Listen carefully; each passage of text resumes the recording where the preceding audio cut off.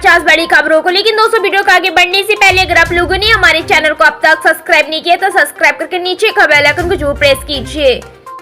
उत्तर प्रदेश सरकार में नेतृत्व परिवर्तन के अटकलों के बीच सूत्रों के हवाले से रिपोर्ट किया है कि दिल्ली में बीजेपी अध्यक्ष जेपी नड्डा व यूपी बीजेपी प्रमुख भूपेंद्र चौधरी की बैठक में मुख्यमंत्री पद पर चर्चा नहीं हुई। वह रिपोर्ट मुख्यमंत्री पद पर योगी आदित्यनाथ बने रहे और संगठन व मंत्रिमंडल में बदलाव हो सकता है।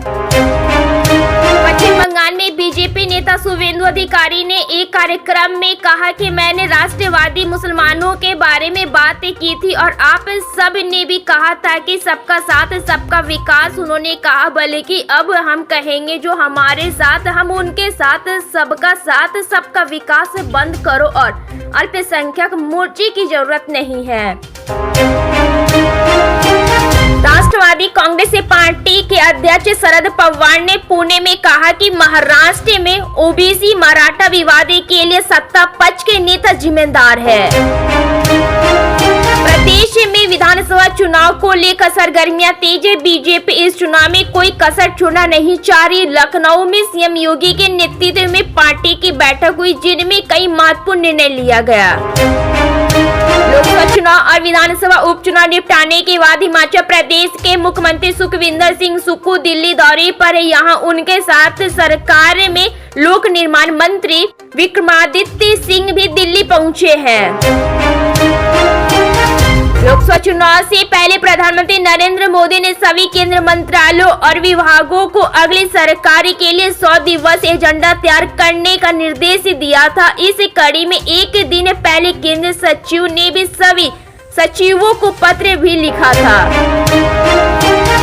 उत्तर प्रदेश में 10 विधानसभा सीट पर उपचुनाव होने हैं। भाजपा और सपा में नूरा कुश्ती तेज हो गई है। यूपी के उप मुख्यमंत्री केशव प्रसाद मौर्य और उत्तर प्रदेश के पूर्व मुख्यमंत्री और सपा प्रमुख अखिलेश यादव ने एक दूसरे पर हमला किया। असम के मुख्यमंत्री हेमंत बिस्वा शर्मा ने राज्य में तेजी से बढ़ रही मुस्लिम आबादी के कारण हो रहे जनसंख्या के परिवर्तन को लेकर चिंता व्यक्त की है। उन्होंने कहा कि बदलती जनसंख्या की मेरे लिए एक गंभीर मुद्दा है। हरियाणा विधानसभा चुनाव से पहले राज्य की सैनी सरकार ने अग्निवीरों को बड़ी खुशखबरी दी है। अग्निवीरों को हरियाणा में कई पदों पर भर्तियों में 10% का आरक्षण मिलेगा। हरियाणा के मुख्यमंत्री नायब सिंह सैनी ने कहा पीएम मोदी द्वारा 14 जून 2022 को अग्निपथ योजना लागू की गई है। समाजवादी पार्टी सपा प्रमुख अखिलेश यादव ने कहा कि उनकी पार्टी को आगामी विधानसभा उपचुनावों में लोकसभा चुनावों से भी बेहतर परिणाम मिलेगा। अखिलेश यादव ने यहां पार्टी मुख्यालय में संवाददाताओं को संबोधित करते हुए कहा आगामी उपचुनावों में हमें लोकसभा से भी बेहतर परिणाम मिलेगा। असम के मुख्यमंत्री हेमंत बिस्वा शर्मा ने राज्य में बदलती डेमोग्राफी पर बड़ा बयान दिया है। हेमंत बिस्वा शर्मा ने दावा किया है कि असम में मुस्लिम आबादी 40% तक पहुंच गई है। उनका ये बयान झारखंड के रांची में हुई एक सभा के दौरान सामने आया है। सीएम शर्मा झारखंड में बीजेपी के सह प्रभारी भी है। कांग्रेस ने आरोप लगाया है कि मोदी सरकार की अस्थिर नीतियों और मित्रवादी पूंजीवादी के बोले वाले और प्रवर्तन निदेशालय ईडी केंद्रीय अन्वेषण ब्यूरो और आयकर विभाग के रेड राज्य के कारण पिछले 10 वर्षों से निवेश लगातार कम हो रहा है। यूपी बीजेपी में चल रहे घमासान को लेकर अब अखिलेश यादव ने बीजेपी पर बड़ा हमला बोला है। लखनऊ में एक प्रेस कॉन्फ्रेंस को संबोधित करते हुए अखिलेश यादव ने कहा कि बीजेपी के लोग आपस में लड़ रहे हैं। यूपी के 10 विधानसभा सीटों पर होने वाले उपचुनाव से पहले भाजपा को बड़ा झटका लगा है। लखनऊ से पूर्व जिला पंचायत अध्यक्ष ने अपने कई साथियों के साथ समाजवादी पार्टी ज्वाइन कर ली है। इस दौरान सपा के लखनऊ कार्यालय में पार्टी मुखिया अखिलेश यादव भी मौजूद रहे। बता दें कि जिला पंचायत चुनाव से पहले वह भाजपा में शामिल हो गए थे, अब फिर सपा में वापसी की है। मुख्यमंत्री नीतीश कुमार पर आरजेडी नेता जगदानंद सिंह ने निशाना साधा। उन्होंने राजधानी पटना में एक प्रेस वार्ता को संबोधित किया। उन्होंने मीडिया से कहा कि दुर्भाग्य से बलात्कार और अन्य अपराध बिहार में हर सेकेंड और मिनट बढ़ रहे हैं। कांग्रेस शासित कर्नाटक के सिद्धार्थ मौर्य सरकार ने प्राइवेट सेक्टर में स्थानीय लोगों के लिए 100% आरक्षण देने की बात कहकर फंस गई है। उन्होंने एक्स पोस्ट के जरिए कहा था कि हमारी सरकार कन्नाड समर्थक है।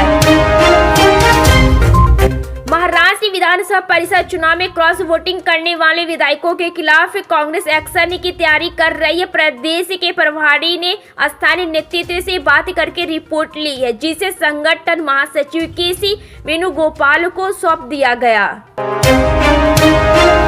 कांग्रेस अध्यक्ष मल्लिकार्जुन खड़गे ने मिशन इंद्रधनुष कार्यक्रम के तहत टीकाकरण करने में कथित विफलता के लिए भारतीय जनता पार्टी के नेतृत्व वाली केंद्र सरकार पर निशाना साधा।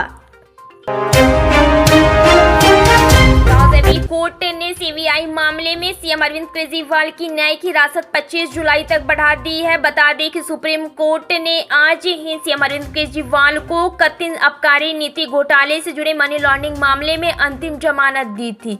हालांकि सीबीआई के द्वारा दर्ज मामले की वजह से अरविंद केजरीवाल अभी भी जेल में ही रहेंगे। सीबीआई ने केजरीवाल को 26 जून को कथित आबकारी नीति घोटाले से जुड़े भ्रष्टाचार के मामले में गिरफ्तार किया था। वहीं अब सीबीआई के मामले में अरविंद केजरीवाल की न्यायिक हिरासत को बढ़ा दिया गया है। यूपी के उप मुख्यमंत्री केशव प्रसाद मौर्य ने बीजेपी अध्यक्ष और केंद्रीय मंत्री जेपी नड्डा से मुलाकात की। नड्डा से मुलाकात के बाद बीजेपी मुख्यालय से निकलकर मौर्य ने कोई टिप्पणी नहीं की। गौरतलब है कि हाल ही में हुई यूपी भाजपा कार्यकारिणी की बैठक के बाद पार्टी में हलचल बढ़ गई है। यूपी बीजेपी में चल रही उठापटक को लेकर सपा प्रमुख अखिलेश यादव ने कहा कि जनता के बारे में सोचने वाला बीजेपी में कोई नहीं। उन्होंने कहा तोड़फोड़ की राजनीति का जो काम बीजेपी दूसरे दलों में करती थी अब अपने दल में कर रही है। यूपी में शासन प्रशासन ठंडे बस्ती में चला गया है।